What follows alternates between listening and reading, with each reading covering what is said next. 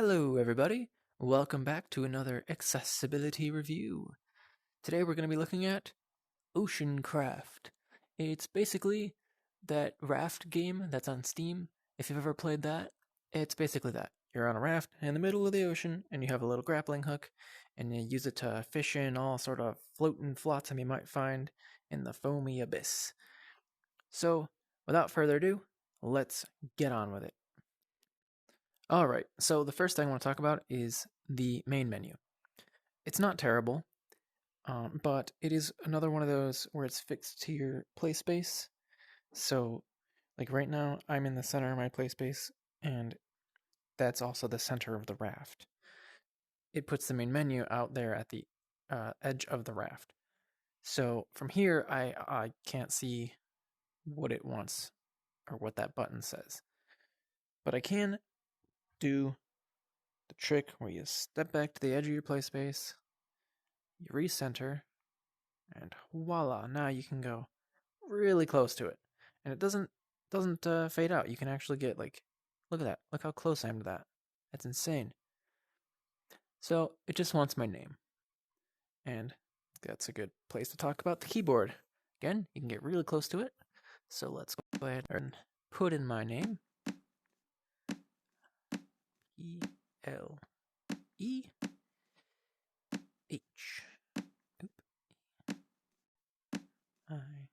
I-X-X-X. Triple helix. There we go.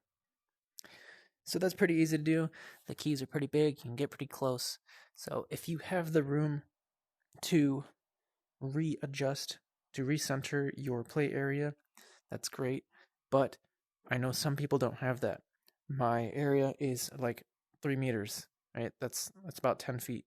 So you may not have that. You may only have enough room to like stand and move around a little bit.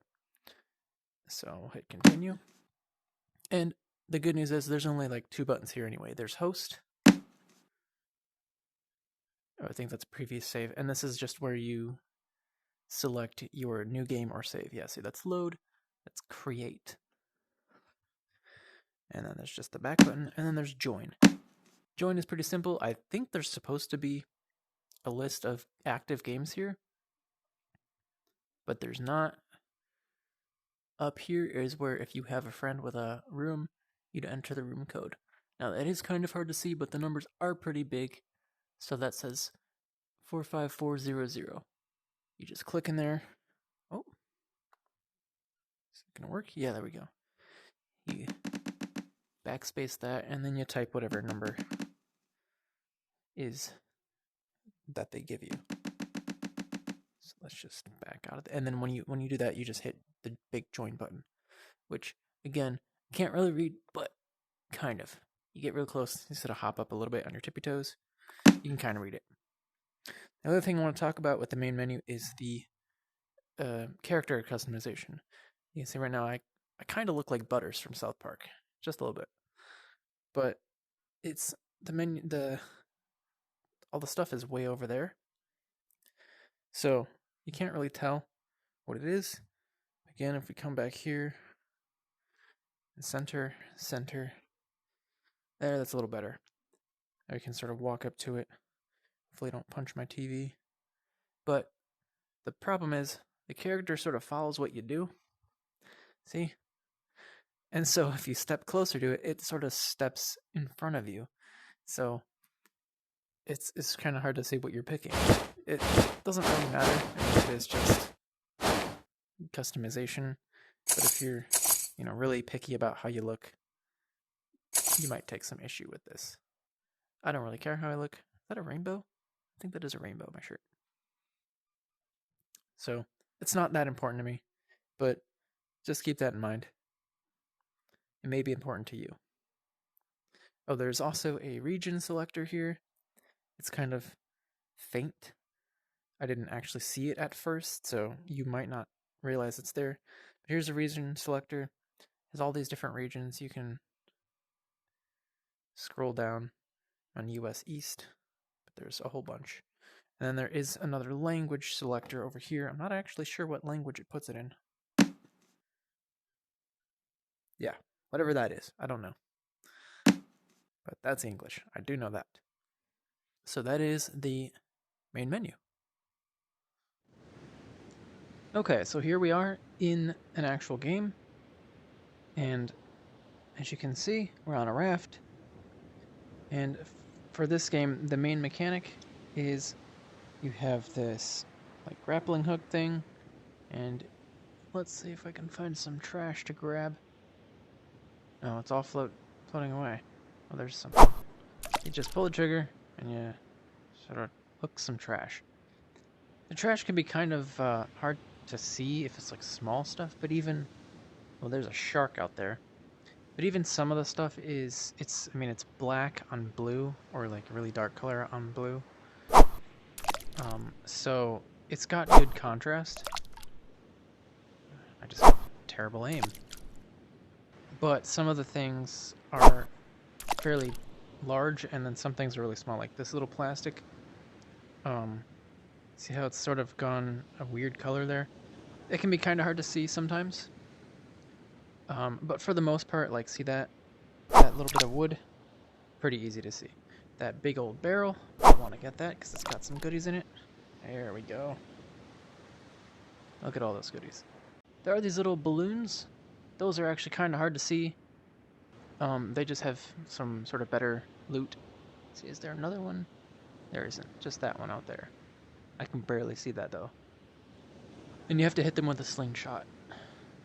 So if you can't see well, you may not be very good, but they do float right over the raft sometimes, so you can just aim directly up. And it shouldn't be that big a deal.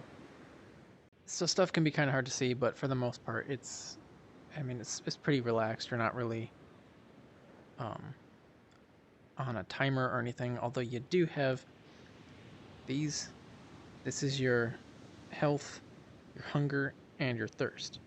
They will deplete over time, and then you will die. However, you will just respawn, and there's no penalty, it seems. You just kind of respawn. Next, I want to talk about the UI. So you just... Well, first of all, let's talk about this. There's a little thing on your little watch, and from top to bottom it goes health, hunger, and thirst. They're pretty big, pretty easy to see. You can get pretty close before it disappears, or actually you kind of lose hand tracking before it does disappear on you, because you're too close to the headset for it to know where the controller is. So those are pretty easy to see, and you don't really need to see the icon if you know that it's health, hunger, water. The bars are pretty dark on that light background, so it's pretty easy to tell when they're full or when they're being depleted.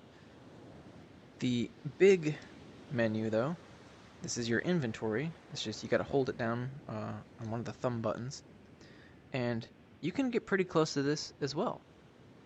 It will eventually disappear, like most things, but you can get pretty close to read it. Sorry, my hand's a bit shaky. Let's see if I can stabilize that a bit. There we go.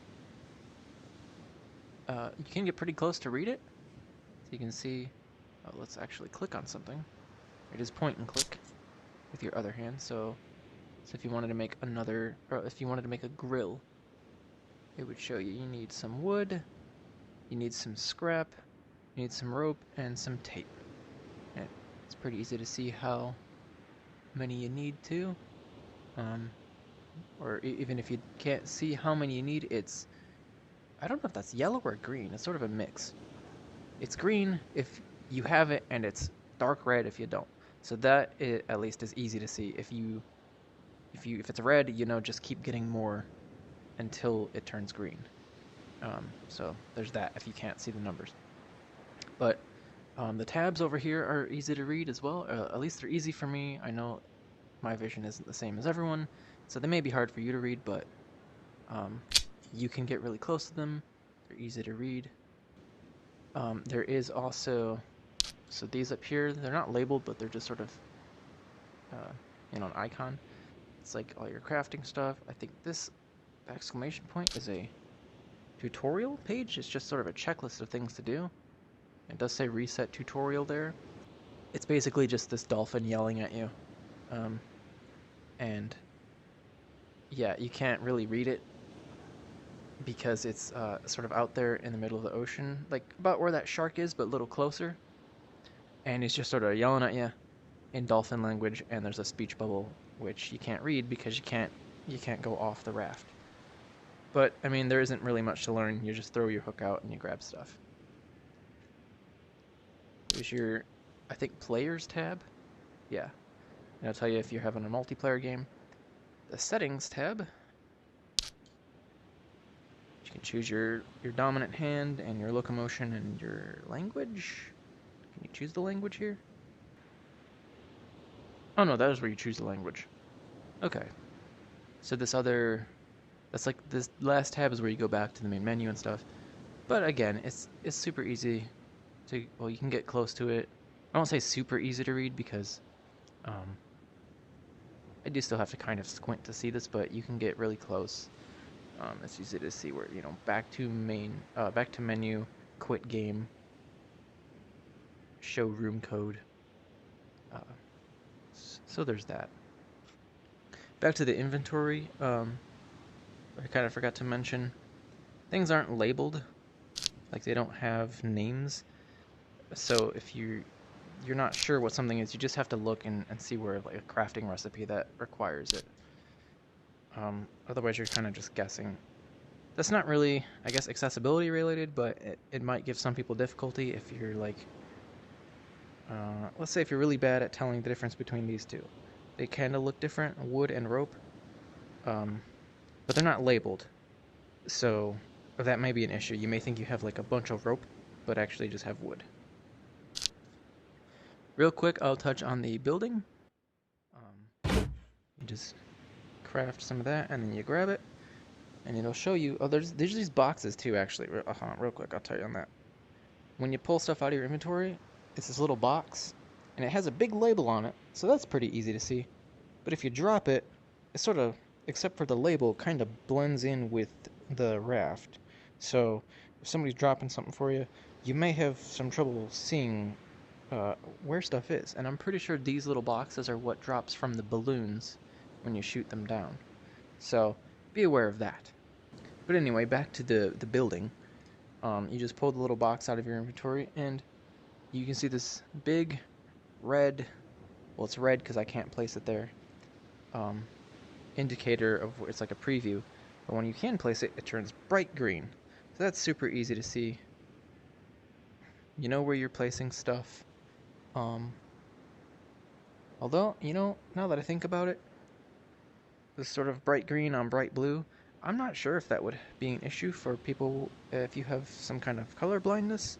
It might be, but I'm not sure, so I'm sorry I can't really comment on that. But it is something to consider. Bright green on bright blue, yeah. Oh, look, see, it's even blending in there with the sort of sea foam that covers it. Oh, I'm gonna die. That's actually a good point. So, when you're dying, see, my health is 0, stuff goes black and white, and a really loud heartbeat starts going slow at first, and then it quickly gets faster and faster. And then you just sort of drop dead. So, even if you can't really tell, when your health is low, or if you're just not constantly glancing at it, you will have an audio cue as well as a pretty big visual cue when you are in fact about to drop dead. This message here just basically says you're dead, and you're going to respawn in that amount of time. You see the counter counting down. 75 seconds. So I do want to address some of the sort of mid-game stuff, like fishing, cooking, shooting down balloons. There's a balloon right there coming at us, but I don't have a slingshot. But I was able to get some footage of a multiplayer game where we were quite far along, and so I'll just explain that now. The inventories for crates are the same as the inventory on your hand. You can get really close to them, and they do clip eventually out of the camera, but you can get really close to them to see what is in the inventories. Cooking, when you put a fish on the grill, there's a loud audio cue of like fire going, and over time the fish turns from sort of like a light blue, if it's a blue fish, to a dark brown, cooked meat looking like color. So there are those cues, both audio and visual, to let you know when stuff is cooking, and when it's done cooking, the fire will go out on the grill, so you'll stop hearing the cooking sound. So if you can't really use the color indicator of it turning brown, you'll at least be able to hear when the fire is done crackling. Same thing with the water cups that you need to drink. There's like a water purifier thing. When you put a cup on there, there'll be like a fire crackling sound from, I guess it's boiling the water or something, and the cup will start filling with the bright blue water, so you can see the water, but if not, again, when the cup is filled, the fire will stop crackling and you'll know it's done then. Phishing is actually really easy to do if you can't see, because it's almost entirely based on the haptics on your controller. You throw your line out into the water and you wait for it to start pulsing. When your controller starts pulsing a little bit, it'll be like a pulse, pulse, pulse, pulse, pulse, and then that's how you know the fish is sort of nibbling at your line, and when it's hooked, it'll just steady vibrate, and then you pull your trigger and reel the fish in. So that's what I like doing, actually. It's relaxing and super easy to do if you can't see, because it's entirely based on what you can feel. So as I showed earlier, with the balloons, they sort of just float by, but as you can see now, we've steered our raft to where the balloon is floating almost directly above us. So you can do that. Once you get a sail, you can just direct your raft to go right under the balloon almost, and then when you shoot it down, it'll be easier to see because it's really close, but when you shoot it down, the little box attached to it will fall like directly onto your raft, and then you won't lose it in the ocean. There is gardening as well. You can get these little planter boxes and put veggies in them, and you'll know when they're watered because the dirt will be very dark brown in contrast to the light brown that it is, so that's pretty easy to see. But when they're fully grown and ready to be harvested, it is actually kind of difficult to tell because it relies on these tiny little sparkles that sort of appear around the plant. So that may be hard for some people to see. It was certainly hard for me to see. But if you can't see the sparkles, you can just try to grab the plant, and if it's ready to be harvested, you'll just get whatever vegetable it was. And if not, then you won't get anything from it. So that is OceanCraft. I'd give it a solid 8 out of 10. And if you've seen my other videos, you're thinking, what? You only gave Township Tale like a 7 out of 10. Well, here's the deal. This game is super chill.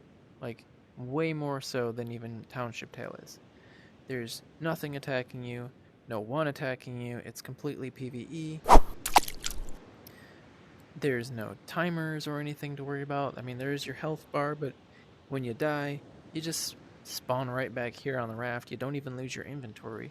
So there's no real consequence to not doing well, which people with visual impairments who play video games know that it's often that we don't do all that well in games. There is also a multiplayer, and that's really fun to do. There's nothing really competitive about it. It's all cooperative, so you don't have to worry about anyone else killing you. And it's just sort of a fun game to play. The only real drawback of this game is that if you can't see this menu here, the inventory and crafting menu, then you might not really be able to even play this game because all the crafting is done here. All the inventory management is done here. A good thing is this is the only menu in the game, aside from the like 2 buttons at the start screen. If you want to try this game out for yourself, it is $9.99 USD on the Oculus AppLab section of the store. And if you're unsure about it, keep in mind there is a, I think, 15-day refund period or something like that. So you could always try it out, and if it turns out you can't play it, you can just refund it. And, no loss there. Well, that is going to do it for this review of OceanCraft. If you liked the video, why not give it a thumbs up? If you want to see more content in the future, be sure and subscribe. And why not share this video with your friends or anyone you know that has a visual disability? After all, the whole point of these videos is to help people like myself with visual impairments, as well as to help developers know how to make their games better for people with visual disabilities. Because when we all can play, we all have fun. But anyway, that's all for now. I'm Helix. Thank you for watching. I'll see you in the next one. Fishy.